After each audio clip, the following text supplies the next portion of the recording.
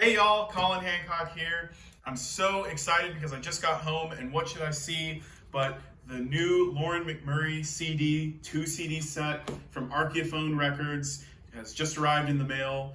This is a project that's been a long time coming. I'm a co-producer on it with Rich Martin and Megan Hennessy from Archeophone and a co-author with Mark Beresford from the UK, another fellow Grammy nominee.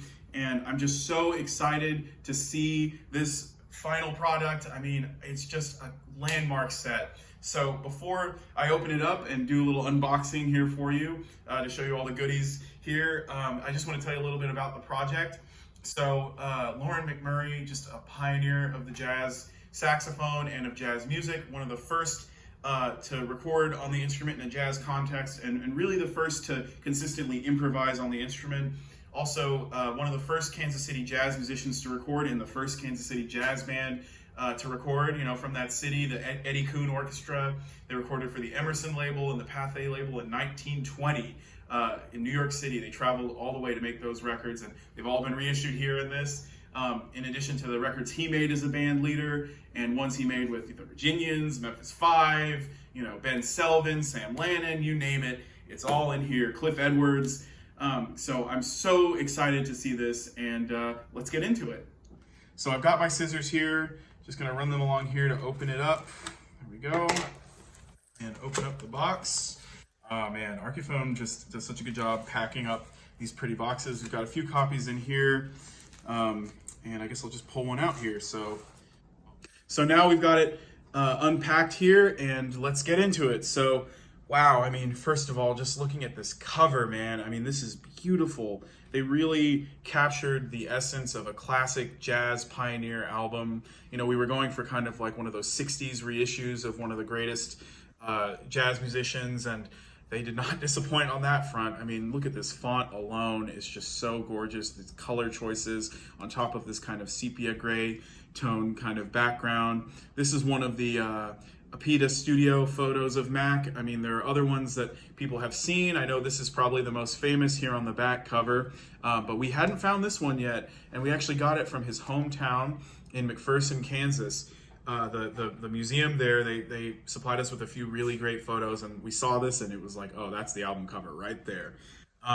And a little bit about the album name that also kind of came from the original source material. There was a great piece written about Mac in Kansas City in 1921 saying, the moan of the saxophone is one of the distinct sounds of jazz, and it's safe to say that Loren McMurray has the moaningest moan of them all. And I remember reading that and thinking, oh, there's the album name right there too.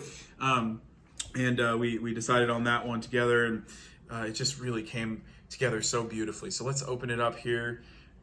If you look on the inside, you can see the case here. You've got your 2 CDs, 25 tracks on each, 49 of which feature Mac. The last one on disc 2 is a tribute by his bandmates during his final days. Really, really moving performance. It's just such a beautiful presentation. I mean, look at these trays here. Look at the discs. I'll take one of the discs out here, disc 2, just so you can sort of see what it looks like. Just beautiful. It's got this sort of extinguished flame. That's some serious heavy imagery about Mac there. And if you look on the inside here, you can see these beautiful business cards. There's his KC Union card and his New York Union card, really kind of showing the dichotomy of his career. And then if we look on the inside of this other one, you can see in disc 1 here, it's similar kind of design and all that. We've got a beautiful photo of Mac in his Pavillon Royale Eddie Elkins Orchestra uniform. There's his business card and some press from his first trip to New York. I mean, it's just gorgeous. I know Rich and Megan did a really great job with the graphics on this. I mean, they really care, and you can tell when you look at these projects that they really want to get to know the musicians and convey who they are in all the graphics, and they did not disappoint with this. I mean, how many jazz pioneers get projects done about them like this, where you really get to know who they are and what their design is? So if you look here, we've also got a photo of them at the Pavillon here, but on the inside, we've got my favorite part of the whole project, and maybe I'm biased because I'm a co-author, but the notes. I mean, my goodness, look at that. I'll move this out of the way here just so we can focus on these a little bit more. This is the booklet. I mean, this image I'm sure is quite familiar at this point, but on the back, we have a nice photo of the Whiteman Saxophone Sextet. There's Mac on the side.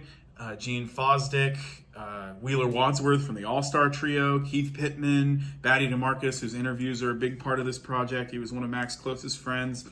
I mean, just incredible photo, and nice to see everybody named there. And just to kind of contextualize, you know, he was one of the best saxophonists, one of the greatest in the world. So let's open it up here just a little bit. We've got the beautiful inside of the disc here with all the tracks listed, and I'm not going to take you through every single page. You're going to have to get the project yourself if you want to do that, but I'll show you some highlights just to give you an idea of this incredible work that they've done. So you got your table of contents and track listing, another one of those great Apeta image studio shots. You know, I hadn't seen this one either. It's just great to see what he looks like. This is 1922, you know, during his final months. Yeah, lots of great images of his family. I mean, my favorite has to be this one of the band at the county fair in McPherson with, you know, an angsty teenage Mac there, and then the family dog under the stage. It doesn't get any better than that. Yeah, lots of great photos of the band, and then you get on a little bit later, and you get some images of the great Eddie Kuhn band, which went to New York in 1920, first KC Jazz Orchestra to record. You know, Clyde Lucas there, straight out of high school. There's Eddie Kuhn and Emile Chiquette. There's Mac when he first moved to New York with his wife Opal. What a lovely shot of that young couple there. The band leaders, just, you know, some of the many people he worked with, many high-profile band leaders.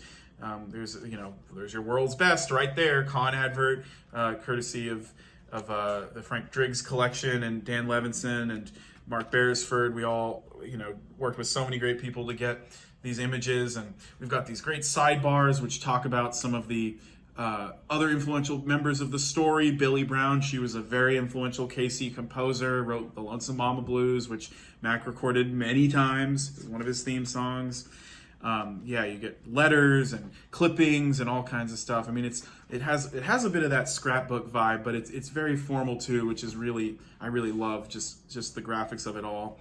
Another shot of the Eddie Elkins band at the Pavilion. There's Mac on the side playing the saxophone, and many of the other greats, including some more well-known names like George Marsh and Charles Strickfaden, and the great tuba player Jack Frost. What a name!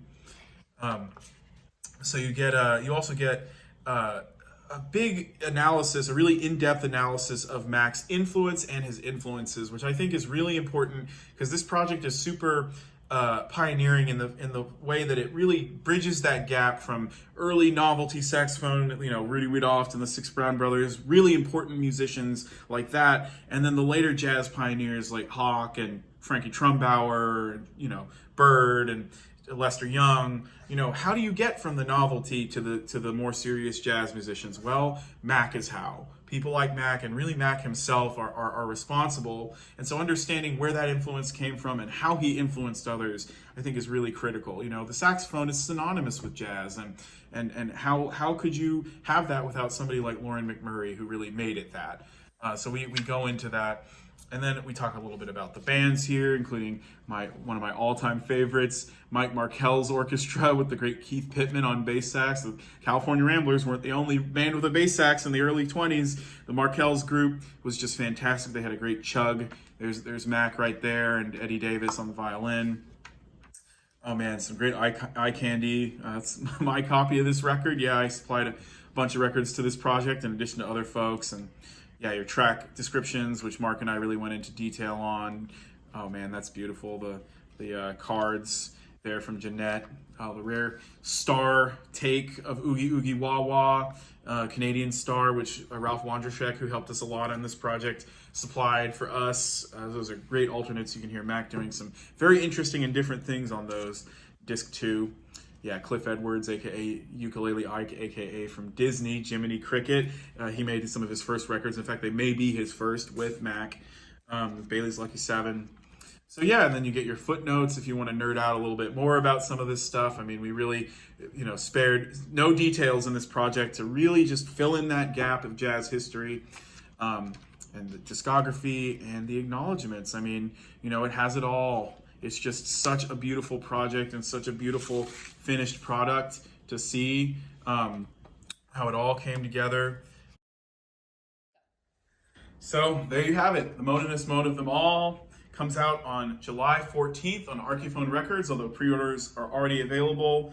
And I just am so excited to have this project finally finished. Archeophone did such an incredible job. The sound restorations are also amazing. Rich Martin did such a great job making these tracks really sing and helping understand what Mac's tone was all about, his style, the slap tongue, all of it. And so I urge anybody who's interested in the history of jazz, the history of saxophone, early American recordings, Kansas City jazz, Kansas City history, American history, all of it, to check this fantastic project out. And Archeophone really has a winner with this one. It's just wonderful, and I'm so happy to have been a part of it. So the Moaninest Moan of them all. Check it out.